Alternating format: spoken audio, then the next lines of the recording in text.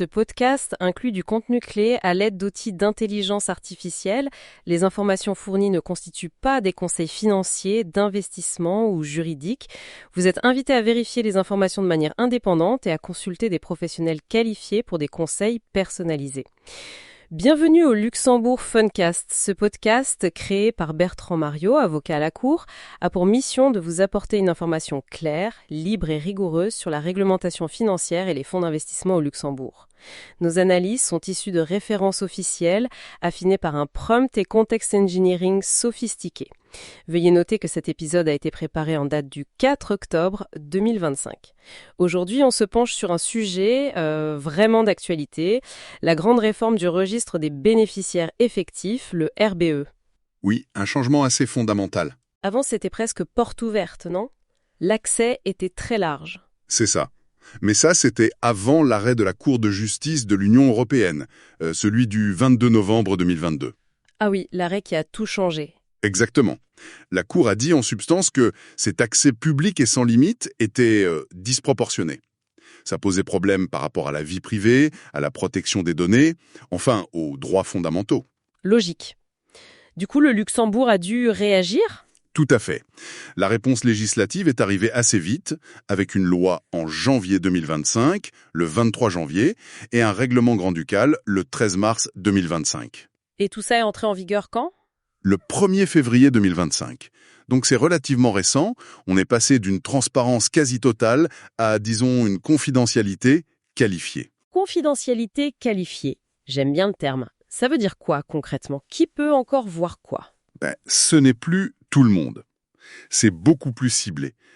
Il y a 3 grands groupes. D'abord, les autorités nationales.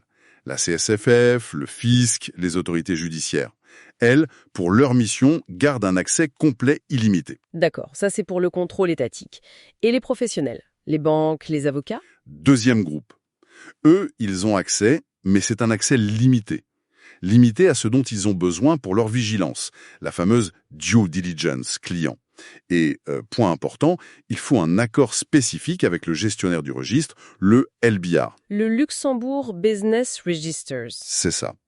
Et la 3e catégorie... Alors c'est plus délicat. C'est pour les personnes qui peuvent prouver un intérêt légitime. Intérêt légitime, comme qui par exemple, on pense aux journalistes, mais ceux basés dans l'UE. Certaines ONG actives dans la lutte anti-blanchiment, ou même une entreprise qui prépare une transaction et qui a besoin de vérifier sa contrepartie pour sa propre analyse AML-CFT. Donc, lutte anti-blanchiment et financement du terrorisme, mais ce n'est pas automatique pour eux. Ah non, pas du tout. Il faut faire une demande motivée au LBR. C'est le LBR qui examine et qui autorise ou pas au cas par cas. Et même là, les infos accessibles peuvent être plus restreintes. Je vois. Donc, on ferme un peu la porte d'un côté, mais de l'autre, on renforce la surveillance. C'est exactement ça. Le LBR change de rôle. Ce n'est plus juste un enregistreur passif. Il devient un vrai surveillant. Avec des pouvoirs. Oui, de nouveaux pouvoirs administratifs, contrôle, enquête, injonction et sanctions administratives. Ça, c'est nouveau. Sans oublier que les sanctions pénales existent toujours.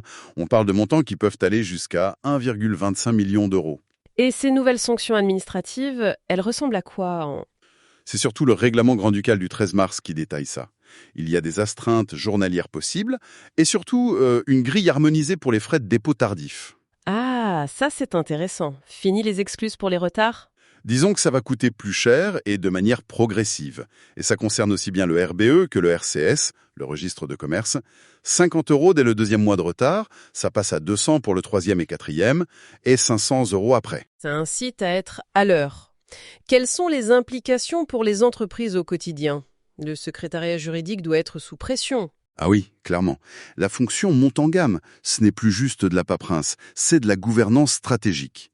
Il faut bétonner la documentation sur qui sont les bénéficiaires effectifs, faire valider ça formellement par le conseil d'administration, avec des traces écrites, des procès-verbaux. Et les processus de dépôt eux-mêmes doivent être plus robustes, j'imagine. Double contrôle, système de rappel.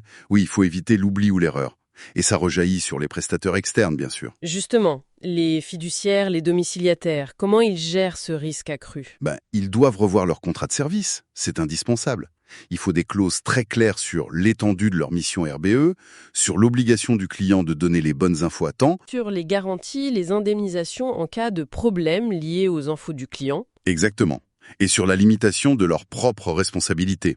Parce qu'au final, ils dépendent des informations fournies par le client. Et niveau prix, ça change quelque chose? Forcément, les anciens forfaits annuels, c'est peut-être un peu risqué maintenant. On va sans doute voir plus de facturation au coût majoré ou des tarifs qui varient selon la complexité de la structure du client, du risque perçu. Et pour la due diligence AML-CFT, est-ce qu'on peut encore se fier uniquement au RBE? C'est un point de départ, oui. Indispensable même, mais ce n'est plus suffisant en soi. Il faut croiser les sources? Absolument. Il faut corroborer avec d'autres documents, d'autres sources indépendantes. Bien comprendre ce que le RBE dit et ce qu'il ne dit pas, ou plus, selon qui demande. Donc, maîtriser cette nouvelle donne, ça peut devenir un avantage. Ah mais tout à fait. Pour un prestataire, être à la pointe là-dessus, montrer qu'on gère bien ce risque, c'est un vrai plus. Un argument commercial fort. Ça rassure le client final. Et à plus long terme, on s'attend à quoi? L'étape suivante, c'est l'interconnexion des registres nationaux au niveau européen. Une plateforme centrale est prévue. Ça va encore changer la donne pour la transparence transfrontalière. Et ça s'inscrit dans une tendance plus large, non? Oui, on voit une convergence. Pensez aux nouvelles exigences de substance ou AIFMD2 ou à la gouvernance interne que demande la CSSF dans sa circulaire 27158. Tout va dans le sens d'une plus grande rigueur. Ok, si on devait synthétiser en 3 points rapides. Alors, premièrement, fini l'accès public large ou RBE, place à un accès conditionné hiérarchisé. D'accord. Deuxièmement. Deuxièmement, le LBR devient un vrai gendarme, avec des sanctions administratives, notamment des frais de retard qui sont maintenant harmonisés et progressifs pour le RBE et le RCS. Et 3. Troisièmement, la conformité RBE, c'est plus juste une formalité, c'est devenu stratégique. Ça impacte la gouvernance, les contrats avec les prestataires et même les prix. C'est très clair. Et peut-être un dernier mot, cette réforme, c'est une belle illustration de la recherche constante d'équilibre entre, d'un côté, la lutte contre la criminalité financière et de l'autre, la protection des droits individuels fondamentaux. Un équilibre pas toujours facile à trouver. Une réflexion très juste pour conclure. Merci beaucoup. Merci de nous avoir écoutés. Pour soutenir notre travail, abonnez-vous sur Spotify, Apple Podcasts, où une note 5 étoiles nous aide beaucoup, et sur notre chaîne YouTube Rigor Media. Vos commentaires et suggestions y sont les bienvenus. Retrouvez le lien vers notre podcast en anglais dans la description. À bientôt sur le Luxembourg Funcast. Ce podcast inclut du contenu créé à l'aide d'outils d'intelligence artificielle. Les informations fournies ne constituent pas des conseils financiers, d'investissement ou juridiques. Vous êtes invité à vérifier les informations de manière indépendante et à consulter des professionnels qualifiés pour des conseils personnalisés.